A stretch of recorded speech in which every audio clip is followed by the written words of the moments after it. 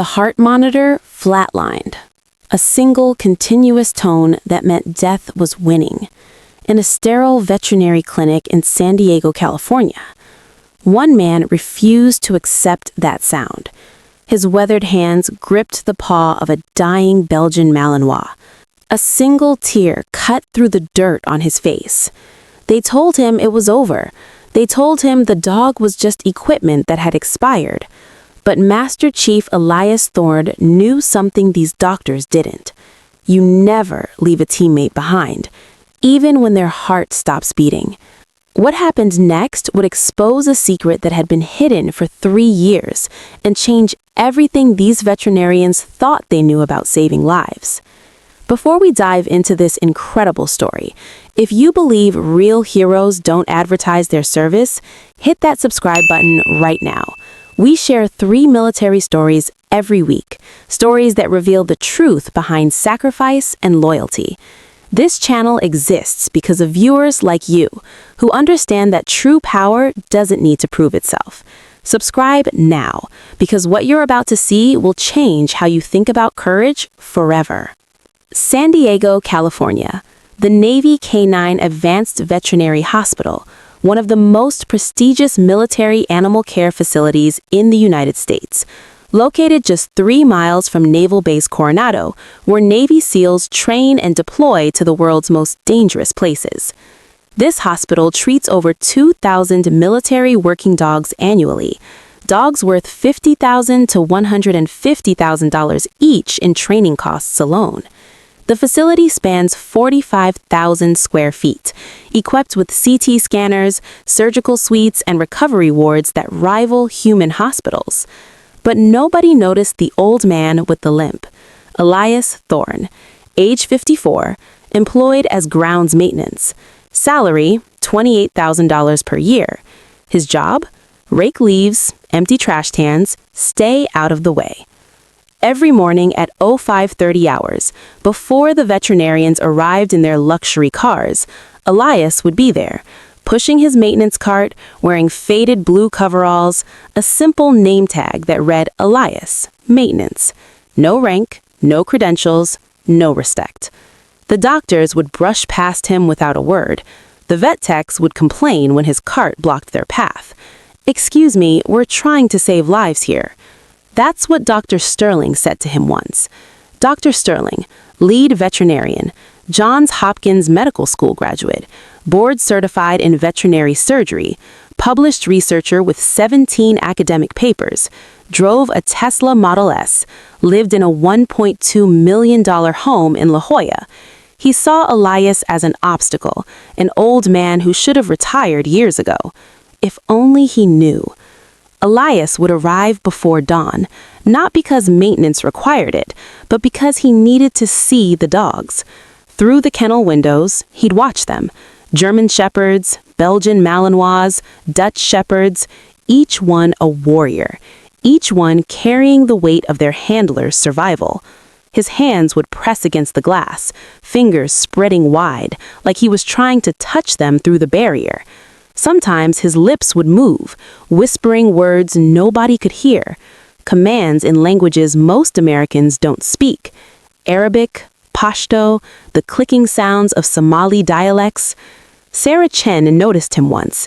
She was 26 years old, fresh veterinary technician, graduated from UC Davis with honors. She'd been working at the hospital for 4 months.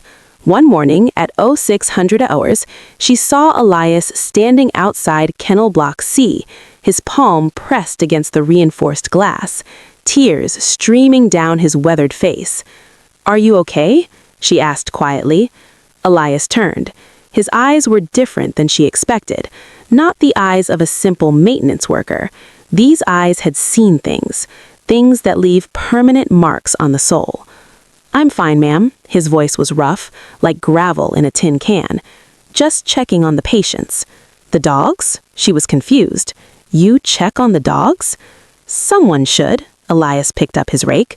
"They served their country. They deserve to be noticed."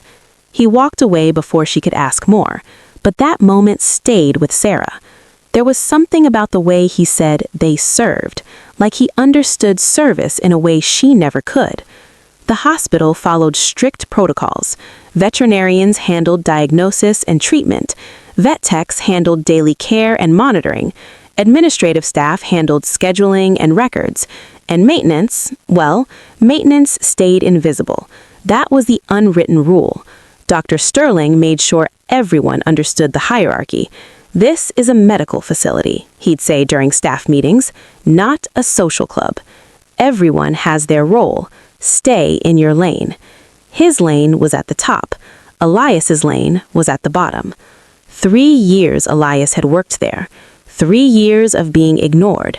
3 years of watching doctors make decisions based on textbooks while he kept silent about what he'd learned in places textbooks never mention.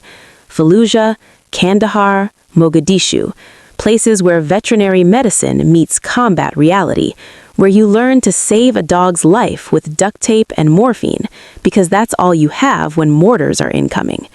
But he never told anyone, never corrected the doctors when they missed things, never offered advice, because men like Elias Thorne learned long ago, real warriors don't advertise. They serve in silence, until silence becomes impossible. Tuesday, October 17th, 2023, 14:30 hours. The autumn rain hammered San Diego, unusual for Southern California, but this storm system had moved in from the Pacific, bringing winds that shook the palm trees and rain that turned the hospital parking lot into rivers. Elias was outside, securing trash containers, making sure nothing blew away. His coveralls were soaked through, but he didn't go inside. He'd learned in the military, you finish the mission first. Comfort comes second. That's when the transport van arrived, a military police vehicle marked with Naval Special Warfare insignia. 2 handlers climbed out, Petty Officer James Rodriguez, Petty Officer First Class Michelle Santos. Both looked exhausted. Both looked frustrated. In the back of the van, a cage, and inside that cage, Viper. 4-year-old Belgian Malinois, 75 pounds of muscle and pain. His coat was dull. His eyes were distant. He lay on his side, breathing shallow, not moving.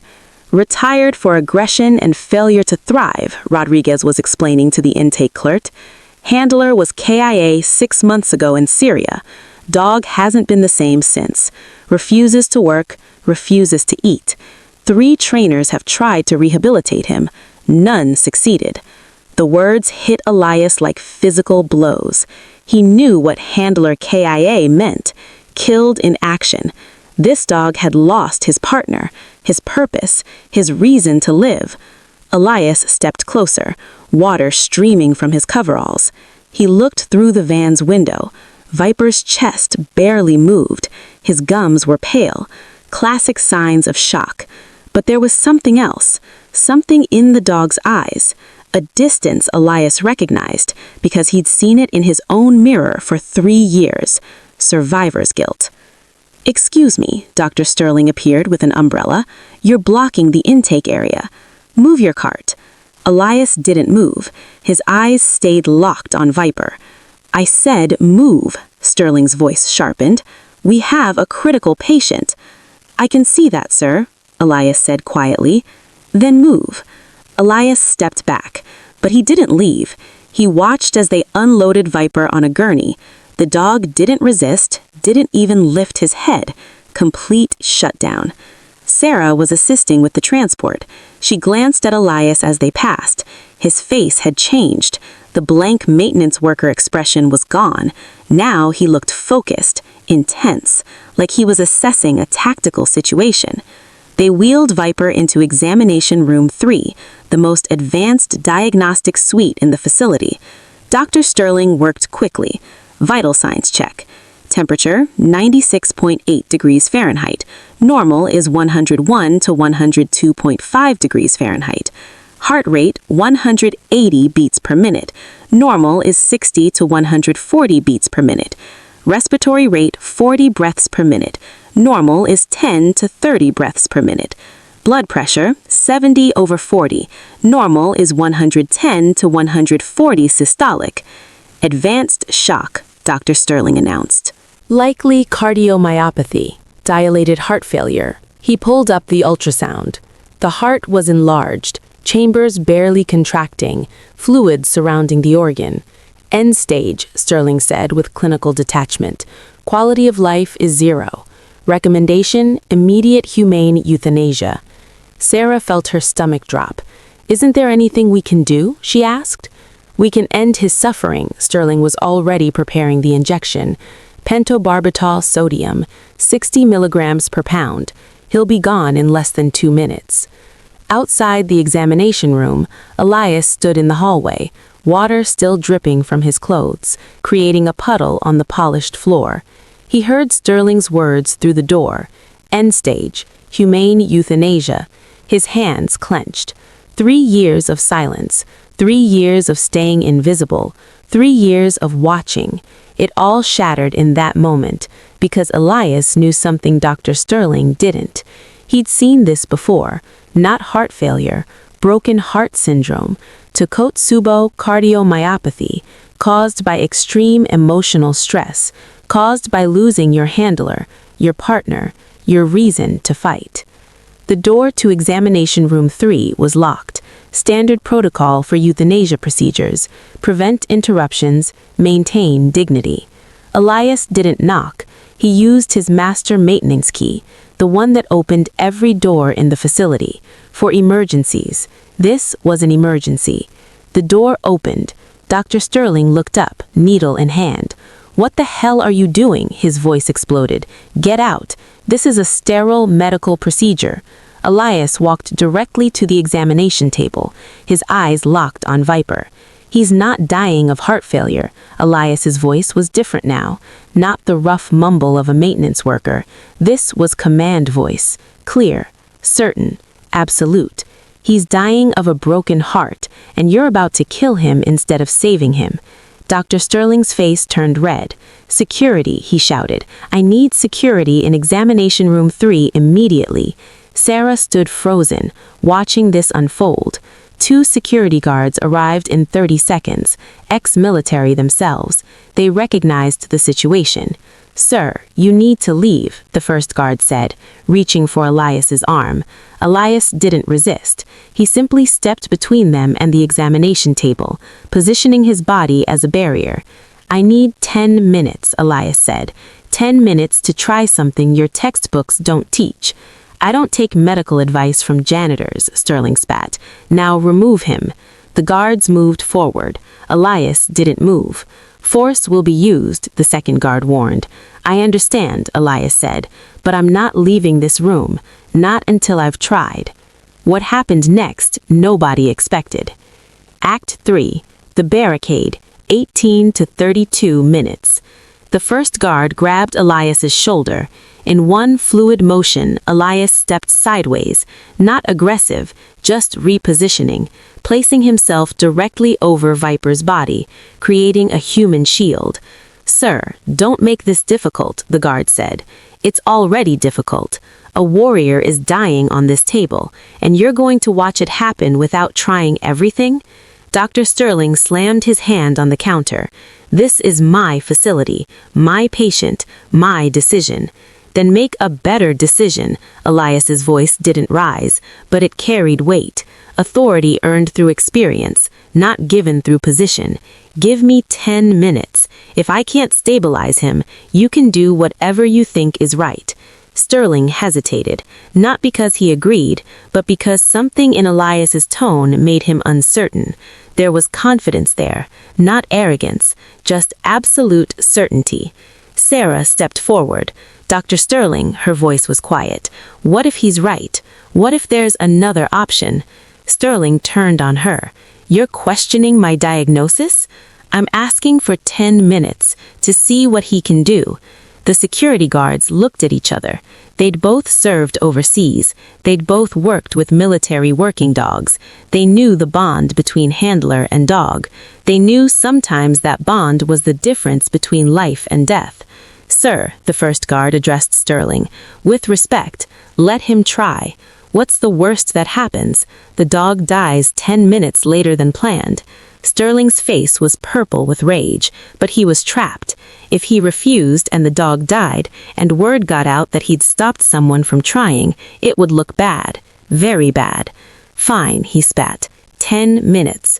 But when this fails, and it will fail, you're fired, he pointed at Elias, and you, he pointed at Sarah, will be written up for insubordination.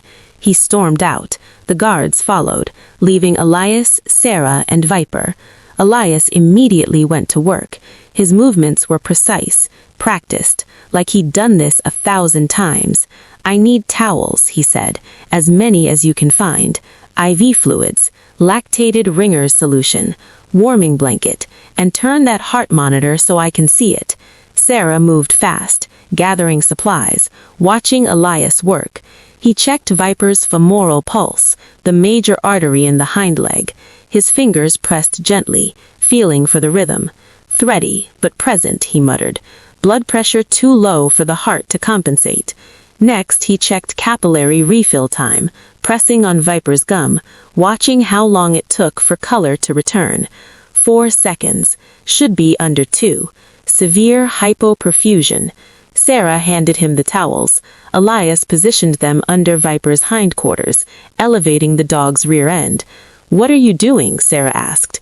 Maintaining cerebral perfusion, Elias explained. Blood flow to the brain. When blood pressure drops this low, gravity becomes your enemy. By elevating the back end, we force blood toward the heart and brain. It's called hypotensive resuscitation. Where did you learn that? Sarah asked. She was amazed. Fallujah, Elias said quietly. 2008. We had a dog take shrapnel from an IED. No vet for 3 hours. This technique kept him alive until we could evacuate. He grabbed the IV kit, found the cephalic vein by touch alone. The veins were collapsed from low blood pressure, invisible to the eye, but Elias's fingers knew where to find them. Years of practice in conditions far worse than this. He inserted the catheter on the first attempt, connected the fluid line. Flow rate? Sarah asked. Fast, Elias said. We need volume. This isn't heart failure. This is distributive shock. The heart is big because it's trying to compensate, but without enough blood volume, it can't generate pressure. Sarah watched the monitor. Heart rate still 180. Blood pressure still 70/40. No improvement yet. Elias wrapped the warming blanket around Viper. Hypothermia makes everything worse, Elias explained. Every degree below normal, the heart loses efficiency. We need to get his core temperature up. Then he did something Sarah didn't expect. He lay down on the examination table, positioned himself next to Viper, wrapped his arms around the dog, sharing his body heat. What are you doing? Sarah asked. The most important part. Elias's mouth close to Viper's ear, and then he started speaking. Not English, not Spanish, something else. Sharp consonants, clicking sounds, a language Sarah didn't recognize, but Viper responded. His ear twitched, just slightly. Elias continued. The words were commands. She could tell by the rhythm, the tone, the authority. What language is that? Sarah whispered. Handler dialect, Elias said. Developed for special operations canine units, mix of Pashto, Arabic, and tactical code words. Used when you need a dog to respond, even when they're dying, because dogs don't respond to language. They respond to pattern, to voice, to pack leader authority. He pressed his face against Viper's head. You're not done yet, he whispered in English now. Your handler needs you to finish the mission. The mission is to survive, so survive. That's an order. Sarah watched the monitor. Heart rate 178, dropped 2 beats. Heart rate 175, dropping. Blood pressure 72/42, rising slightly. It's working, she breathed. Elias didn't stop. He kept talking, kept commanding, kept holding this dying dog. Minutes passed. 5 minutes, 6 minutes. Heart rate 165. Blood pressure 78/45. 7 minutes. Heart rate 155. Blood pressure 85/48. Temperature 98.1 degrees Fahrenheit. Oh my God! Sarah's eyes were wide. He's stabilizing. At exactly 9 minutes, Viper's eyes opened, just slightly. He looked directly at Elias, and something passed between them. Recognition, not of faces, recognition of kind. Warrior to warrior, handler to dog, survivor to survivor. The heart monitor showed steady improvement. Heart rate 140, blood pressure 90/50. Still not normal, but no longer dying. The door burst open. Dr. Sterling entered with hospital administrator, ready to mock the failed attempt, ready to prove he was right. He saw the monitor, stopped mid-step. "That's impossible," he whispered. The heart was failing. The chambers were enlarged. The prognosis was terminal. "The prognosis was wrong," Elias said. He slowly sat up, careful not to disturb Viper. "This isn't dilated cardiomyopathy. This is stress-induced cardiomyopathy, Takotsubo syndrome, broken heart syndrome, caused by extreme emotional trauma." He gestured to the monitor. "The heart looks enlarged because it's stunned, not because it's diseased. The chambers don't contract properly, not because of damage, but because of neurological stress, adrenaline and cortisol flooding the system, causing temporary dysfunction." Sterling's face went from shock to anger. "That's a human condition, not canine." "Wrong," Elias did slowly. "It's been documented in working dogs since 2012, research paper by Dr. Sarah Chen at UC Davis." He paused, looked at Sarah. "Any relation?" he asked. Sarah's jaw dropped. "That's my mother," she whispered. "She published that paper when I was in high school." Elias nodded. "Good research. I used her protocols in Afghanistan, saved 3 dogs with this exact presentation." Dr. Sterling was speechless. The administrator stepped forward. Her name was Colonel Rita Morrison, retired Army Medical Corps. She'd been watching silently. Now she studied Elias carefully. Something had changed in how she looked at him. "You said you used these protocols in Afghanistan," Morrison's voice was measured. "What was your role there, if you don't mind me asking?" Elias hesitated. 3 years of staying invisible. 3 years of avoiding this exact moment. "I was a handler, ma'am," he said quietly. "Navy Canine Unit." "Which unit specifically?" Morrison pressed. Elias looked at Viper, still stabilizing on the table. He looked at Sarah, who had tears in her eyes. He looked at Sterling, who looked like he'd been punched. "Ghost Unit 7, Elias finally said. The room went absolutely silent. Ghost Unit 7. A name that existed only in whispers, in classified briefings, in stories told by operators who claimed they'd seen them work. The most elite canine unit in American military history. Handlers who could take dogs into situations no one else could survive. Sarah's hand covered her mouth. "Your ghost unit?" she whispered. "I was ghost unit," Elias corrected.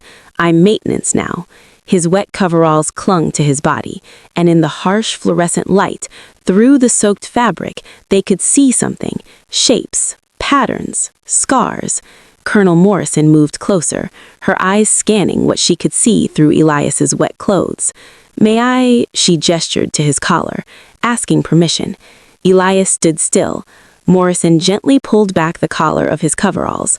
There, on his collarbone, the unmistakable shape, Navy SEAL Trident, but modified, a canine paw print integrated into the eagle's talons, the anchor wrapped with a tactical lead, details that didn't exist in standard Navy SEAL insignia. This was something else, something that marked him as part of a unit that officially didn't exist. Morrison stepped back, came to attention, and saluted. A colonel saluting a maintenance worker. "Master Chief," her voice cracked slightly, "I apologize for our failure to recognize you." Elias didn't return the salute. He just stood there, water dripping from his clothes on the floor. "I'm not active duty, ma'am," he said quietly. "You don't need to salute." "The hell I don't," Morrison's voice was firm.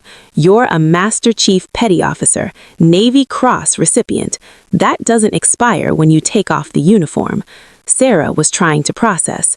Navy Cross, she whispered, the third highest military decoration in the United States, awarded for extraordinary heroism in combat. Only 7,000 ever awarded in the entire history of the military. Sterling had gone pale. He'd been screaming at a Navy Cross recipient, calling him a janitor, ordering him to move trash cans. The reality was crushing him. "Why?" Morrison asked. "Why are you working maintenance? Why not come to us? Tell us who you are. Apply for a position using your real qualifications." Elias looked at Viper. The dog's eyes were clearer now, breathing more stable. "Because I don't deserve to handle dogs anymore," Elias's voice was raw. "I lost my team, 6 dogs, all killed in one operation. Kandahar Province, Afghanistan, August 15th, 2020. The date hung in the air like smoke. Mission went sideways. Intel was wrong. We walked into an ambush, 20 hostiles instead of 5. My dogs held the perimeter, gave my team time to extract 3 wounded operators. But the dogs," his voice broke, "they died one by one, holding the line, and I couldn't save them." Tears were streaming down his face now. "I was the handler. It was my job to protect them, but I failed, so I don't get to handle dogs anymore. I get to clean up after people who still can. That's my penance." The room was absolutely silent. Sarah was crying. Morrison's jaw was clenched. Even Sterling looked shaken. Elias walked back to the examination table, put his hand on Viper's head. "But I couldn't let another dog die," Elias said. "Not when I knew what was wrong. So you can fire me, you can call security, you can do whatever you need to do, but this dog is going to live." Morrison shook her head slowly. "You're not fired, Master Chief. You're hired, properly hired, as Senior Canine Medical Consultant. Salary $125,000 per year, full benefits, and authority to override any diagnosis you disagree with." Elias turned slowly.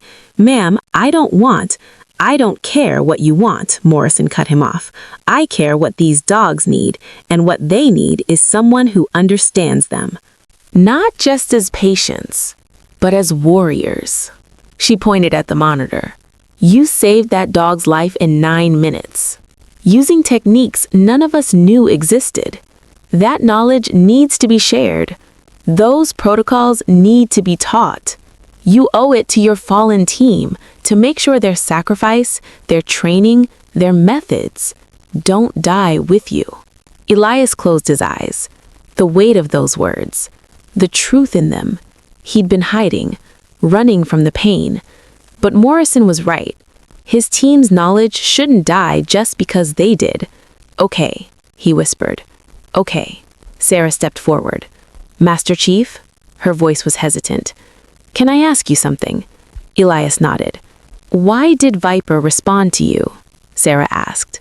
"Why did those commands work? What did you say to him?" Elias looked at the dog, who was now watching him with clear, focused eyes. "I told him his handler needed him to complete the mission," Elias explained. "Working dogs don't understand death. They understand mission. When a handler dies, the dog loses their mission, their purpose. That creates a psychological crisis, which manifests as physical symptoms. The heart literally stops functioning properly, not from disease, but from lack of purpose." He gestured to Viper. "So I gave him a new mission. Survive. That's all. Just survive.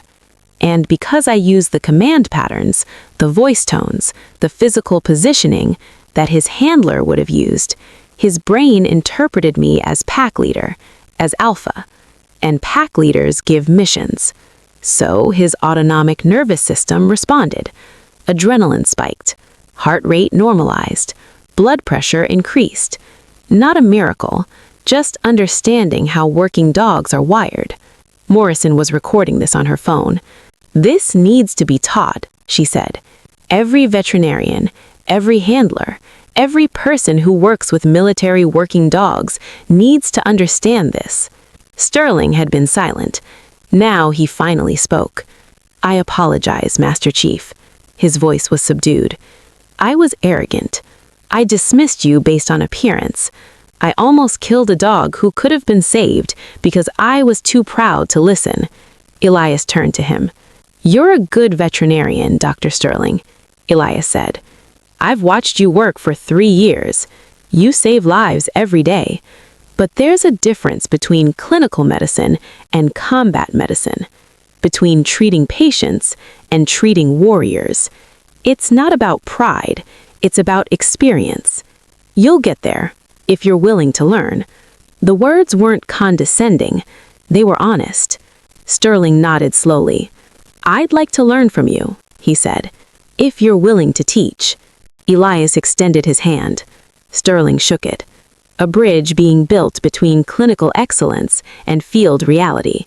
Sarah was checking Viper's vitals. Heart rate, 125. Blood pressure, 95/55. Temperature, 99.4 degrees Fahrenheit. Respiratory rate, 25. "He's stabilizing," she announced. "Vitals improving across the board." Viper's tail moved, just slightly. A small wag. The first sign of life beyond mere survival. Elias smiled. A real smile. The first one anyone at the hospital had ever seen from him. "Welcome back, warrior," he whispered. And then he did something that made everyone in the room stop breathing. He reached into his coverall pocket, pulled out something small, a dog tag, worn, scratched, covered in patina. He held it up to the light. The name engraved was barely visible. "Phantom," Sarah read aloud. "MWD K9 Unit. Ghost Unit 7. Service, 2015 to 2020. Elias looked at the tag. "This was my lead dog," he said quietly. 70-pound Belgian Malinois, certified in explosives detection, hostage rescue operations, advanced scout operations. He saved my life 11 times that I can count, probably more that I don't know about." He held the tag closer to Viper. "Phantom was Viper's father," Elias said. "Bred at Lackland Air Force Base, K9 breeding program, 2019 litter. Viper was the smallest of 6 puppies, but he had his father's eyes, his father's drive." Sarah's hand covered her mouth. "You've known this whole time that Viper was your dog's son?" Elias admitted.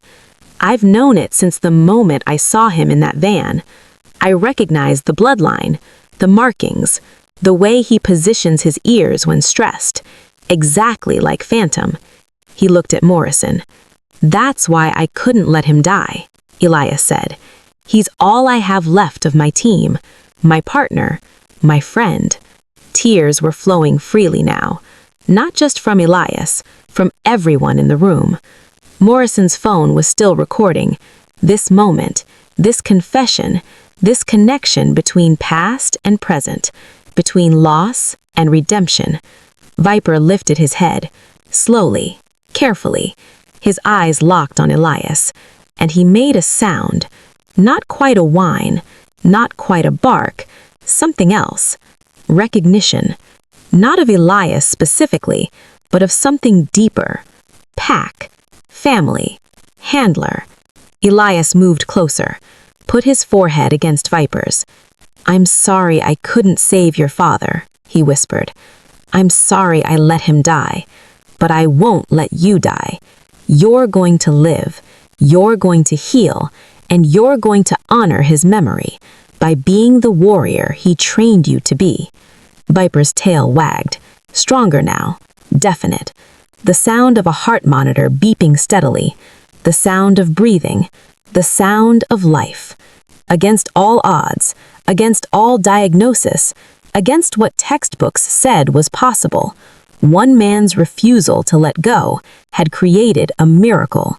Not through magic, but through knowledge, through experience, through understanding that warriors, whether human or canine, don't give up, as long as someone believes in them.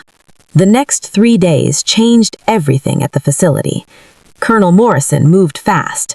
By Thursday morning, Elias had a new office, not in the maintenance building, in the main veterinary complex, corner office with windows overlooking the kennels, a place where he could watch the dogs, but this time with respect, not through glass as an outsider, but as their advocate, their voice, their guardian.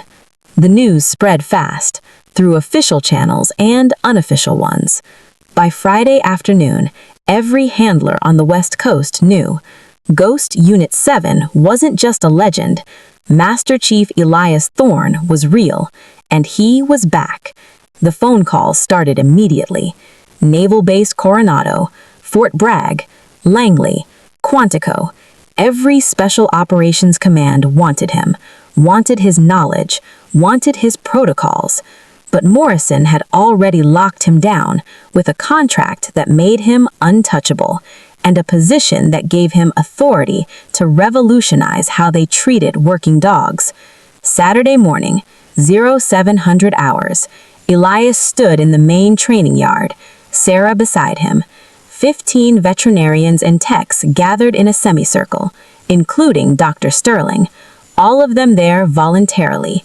Weekend training session. To learn what Elias could teach. "I'm not here to replace your medical knowledge," Elias began. "I'm here to add to it, to bridge the gap between what you learned in school and what I learned in combat." He pulled out a laptop, connected it to a portable projector. "First lesson," he said, "understanding warrior psychology in working dogs."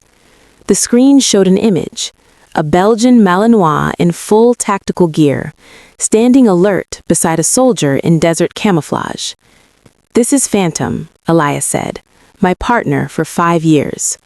What you see here isn't just a dog.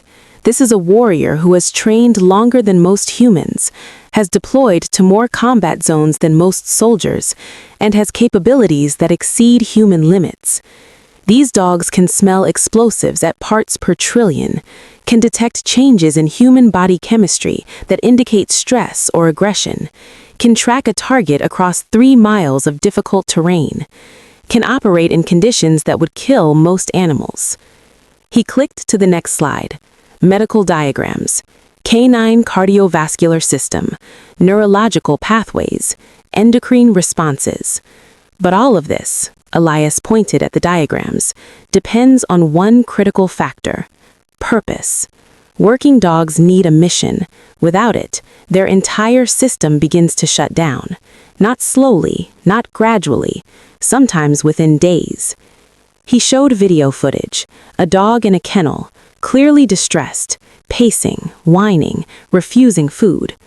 "This is day 3 after handler separation," Elias narrated. "Same dog, day 7. The dog was lying motionless, eyes distant, barely breathing. Day 10, the dog looked dead. This dog was rescued on day 12, Elias said, using the protocols I'm going to teach you, but most don't make it past day 14, not from disease, from loss of purpose." Sarah was taking notes frantically. Sterling was recording on his phone. Every person in that yard was completely focused. "The key is understanding," Elias continued, "that working dogs bond differently than pets. Pets love their owners. Working dogs serve with their handlers. When you lose a pet, you're sad. When a working dog loses their handler, they lose their entire reason for existing." He showed another slide, a chart of cortisol levels, stress hormones. "Normal working dog," he pointed at the baseline. "Now look at a dog after handler loss. The levels were off the chart, 10 times normal, sustained for weeks. This level of stress," Elias explained, "causes something called stress-induced cardiomyopathy. The heart literally changes shape, chambers enlarge, contractions weaken, looks exactly like heart failure, but it's not. It's a psychological condition, manifesting as physical symptoms." Dr. Sterling raised his hand. "So, Viper," he said carefully, "what I diagnosed as end-stage heart failure was actually stress-induced cardiomyopathy." "Correct," Elias nodded. "But here's the critical difference. Heart failure from disease is irreversible. Heart failure from stress can be reversed if you catch it in time and if you know how." He showed the next slide, treatment protocols. Step 1, Elias lectured. Stabilize the physical symptoms. IV fluids for blood pressure, warming for hypothermia, elevation to maintain cerebral perfusion. This is standard emergency medicine. Step 2 is what you don't learn in school. Psychological intervention. Working dogs need 3 things to recover. He held up 3 fingers. Authority figure, mission, purpose, in that order. First, establish yourself as pack leader, not through dominance, through confidence. Use command voice, command positioning, physical contact that conveys control. Second, give them a mission, even if it's just survive, even if it's just hold position. Their brain needs a command to execute. Third, give them purpose, a reason to complete the mission. For Viper, I told him his handler needed him to finish the mission. That made survival meaningful, not just staying alive, but staying alive for a reason. Sarah's hand shot up. But his handler is dead, she said. How can you tell him his handler needs him? Isn't that a lie? Elias smiled sadly. To us, it's a lie. To him, it's truth. Because working dogs don't understand death the way we do. They understand present or absent. Viper's handler is absent, but in the dog's mind, that handler is still out there, still needing him, still waiting for him to complete the mission. So it's not a lie. It's speaking the dog's language, meeting him where he is, in his reality, not ours. The group absorbed this in silence. It was profound, simple but profound. Over the next 2 hours, Elias taught them everything: hand signals used by special operations handlers, voice modulation techniques, physical positioning protocols, emergency medical procedures he'd learned in places they'd never go. But more than techniques, he taught them philosophy. These dogs are not tools, he said firmly. They're not equipment. They're warriors. They've earned the right to be treated with dignity, to be understood, to be saved when saving is possible. Your job isn't just to keep them alive, it's to keep them whole, mind, body, spirit, all 3. By 1300 hours, the training session ended, but nobody left immediately. They stood around Elias, asking questions, sharing stories, seeking advice. Dr. Sterling approached last. Master Chief, he began, I know I already apologized, but I need to say it again. I was wrong, not just about Viper, about everything, about how I viewed this work, about what it means to treat these dogs. I've been practicing medicine when I should have been honoring warriors. Elias put a hand on Sterling's shoulder. You're a good doctor, Marcus, he said, using Sterling's first name for the first time. You save lives every day. Now you'll save even more because you're willing to learn. That's what makes someone great. Not never being wrong, but being willing to admit when you are, and changing. Sterling nodded, gratitude in his eyes.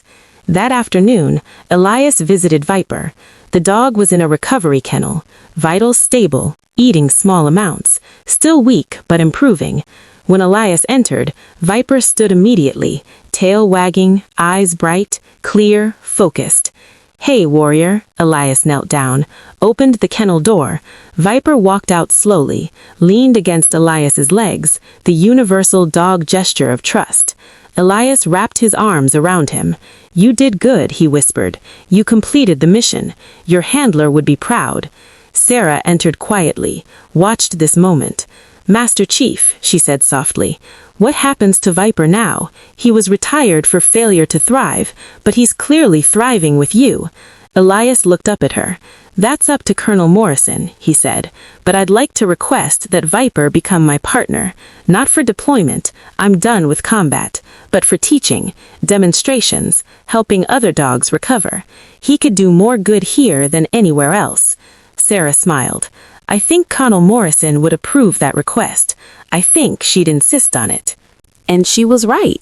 By Monday morning, Viper was officially transferred from retired failure to thrive to active training assistant, assigned to Master Chief Elias Thorne. The first day they worked together was something special. Elias brought Viper to the training yard.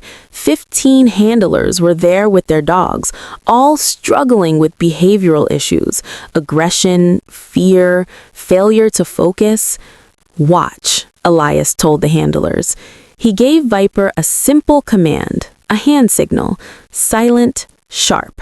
Viper responded instantly. Sat, perfect form. Another signal, down. Another, heel. Every command executed flawlessly. "This is a dog," Elias said, "who was hours from euthanasia 5 days ago. Now he's performing advanced obedience. What changed? Not his training, not his ability. What changed was his purpose. He has a mission again. He has a handler again. He has a reason to work." He looked at each handler. "Your dogs are capable of this," he said, "but only if you give them what they need. Authority, mission, purpose. In that order. Always." The handlers watched Viper with new understanding. Over the next weeks, Elias and Viper became a team. Not like his partnership with Phantom. This was different, gentler, less about combat, more about healing. They visited dogs struggling with trauma. Viper would lie beside them, a calming presence, a living example that recovery was possible. They demonstrated techniques in training sessions, Viper showing handlers what perfect response looked like. They worked with veterinarians, teaching them how to read a working dog's body language, the subtle signs of stress, of pain, of psychological distress that manifested as physical symptoms. 3 months after the incident, Colonel Morrison called a facility-wide meeting. Every staff member present, veterinarians, technicians, handlers, administrative staff, even maintenance workers. 3 months ago, Morrison began, we almost killed a dog because we didn't understand him. We treated symptoms without understanding cause. We followed protocols without questioning assumptions. She looked at Elias. One man stopped us. One man with the courage to break rules, to stand between us and a mistake we couldn't take back. She held up a plaque. From this day forward, she announced, this facility will operate under new principles, the Thorn Protocols, named for Master Chief Elias Thorn, who taught us that these dogs are not patients, they're warriors, and they deserve to be treated as such. Applause erupted, genuine, respectful. Elias stood, Viper beside him. I don't need my name on anything, he said quietly, but I appreciate the thought. What I want, he continued, is for every person in this room to remember something. These dogs give everything, their loyalty, their courage, their lives, and they ask for nothing in return, except purpose, except leadership, except to be understood. That's not a lot to ask, but it's everything to them. He looked at Viper. So let's make a promise, Elias said.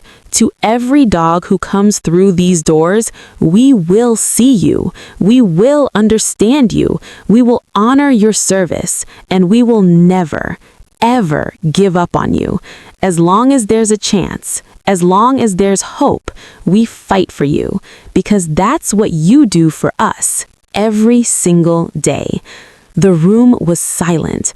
Then Sarah started clapping. Slowly, others joined until everyone was standing, applauding, not for Elias specifically, but for what he represented, for the change he brought, for the truth he spoke.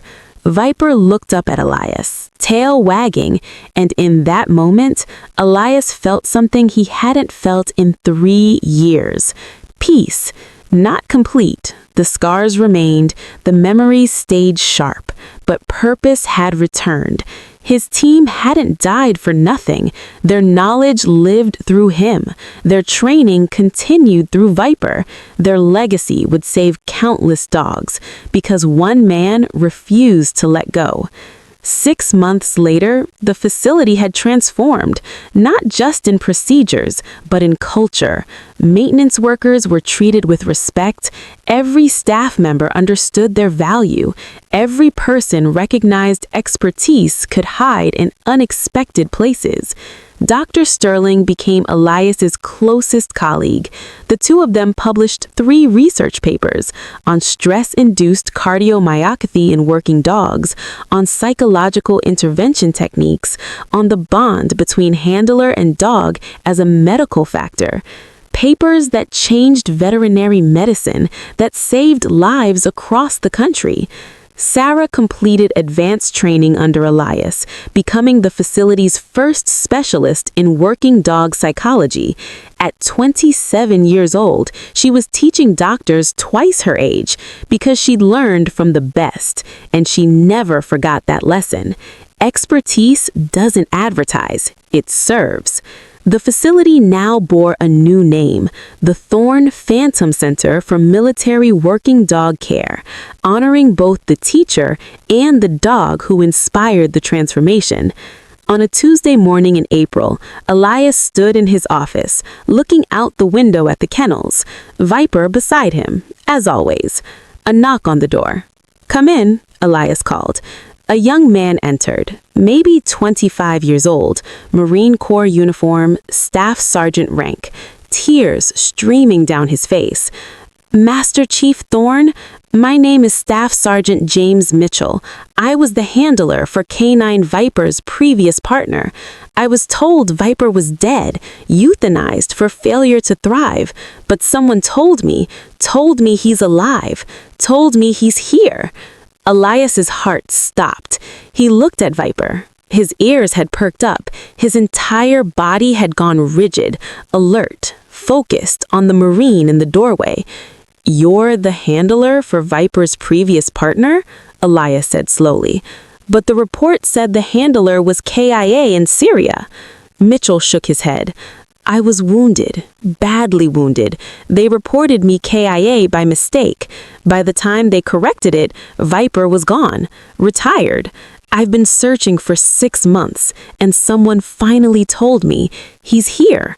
Viper took a step forward, then another, his nose working, testing the air.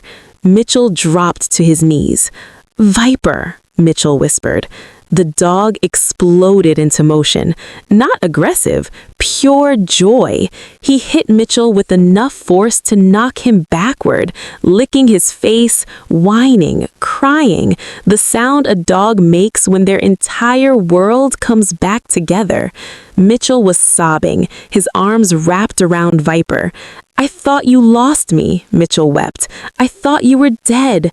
I'm so sorry I wasn't there." Elias watched, his own tears flowing freely. This was it. This was the miracle. Not that Viper survived, but that his handler came back, that the bond wasn't actually broken, just separated by confusion and distance. Sarah appeared in the doorway, saw what was happening. Her hand covered her mouth. Colonel Morrison was behind her, also crying. Nobody spoke. They just watched as a warrior and his dog reunited. After everyone thought the story was over, after everyone had given up hope, after 6 months of grief and loss, they were together again. Finally, Mitchell looked up at Elias. "Thank you," he said, "for saving him, for not giving up, for keeping him alive until I could find him." Elias knelt beside them. "I didn't save him from me," he said quietly. "I saved him because he deserved to be saved, because warriors don't give up on each other, and because somewhere, deep down, I knew someone was looking for him." He reached out, touched Viper's head. "Go home, warrior," he whispered. "Your mission is complete." Mitchell stood slowly. Viper pressed against his leg. Right side, heel position. Perfect. Like they'd never been apart. "Master Chief," Mitchell said, "I'm being reassigned to Coronado, Training Command. Will you help me prepare Viper for his new role, teaching new handlers?" Elias smiled. "It would be my honor." And so it was.